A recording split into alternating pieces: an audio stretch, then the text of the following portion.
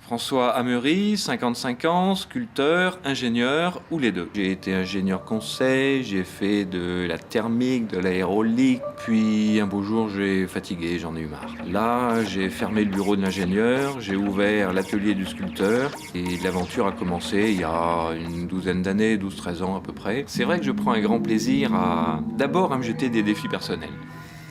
Trouver des équilibres impossibles avec des matériaux contraires, des équilibres contradictoires, des volumes qui s'opposent, de la dynamique, du mouvement. Mais avant toute chose, j'avais un bon prof de physique quand j'étais gamin qui disait « La meilleure chose, c'est le pifomètre.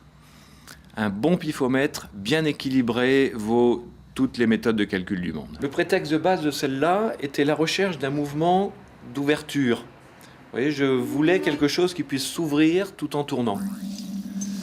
Et donc, il fallait trouver la manière de gérer ce déséquilibre, de gérer la cinétique du mouvement, et petit à petit, les lignes, les masses et les contraintes physiques ont abouti à ce système-là. Ça a demandé 3-4 mois de travail quand même.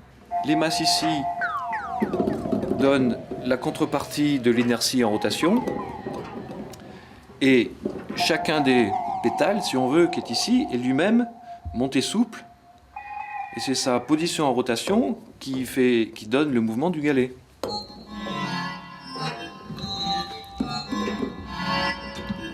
Donc voilà l'usine. C'est un atelier de sculpteur qui ne doit pas ressembler à beaucoup d'ateliers de sculpteurs. C'est plus un atelier de mécanique qu'autre chose, un atelier de fabrication. Avec des outils toujours rudimentaires. Il y a poste à souder, il y a une perceuse de 1940. Et le reste, ce sont une poignée d'outils qui viennent du grand-père. Mais ça reste toujours un peu assez minimaliste. On travaille à la lime encore, à la lime et au tournevis. En 2003, un couple d'Anglais qui était en vacances dans le quartier et qui partait prendre son avion à Brest avait une demi-heure à perdre. Ils ont vu atelier exposition et se sont arrêtés.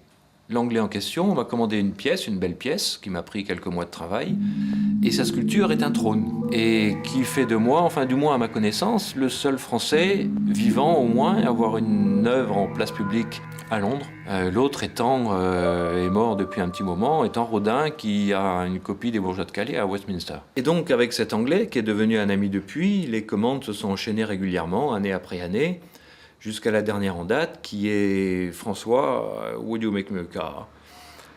Quelque chose qui dure toute sa vie, qui soit extraite d'une Land Rover de type lightweight, qui est celle-là, une voiture assez mythique pour les Britanniques, particulièrement pour lui. Il a appris à conduire avec quand il était gamin, enfin il a tout un passé dessus. Le résultat est là.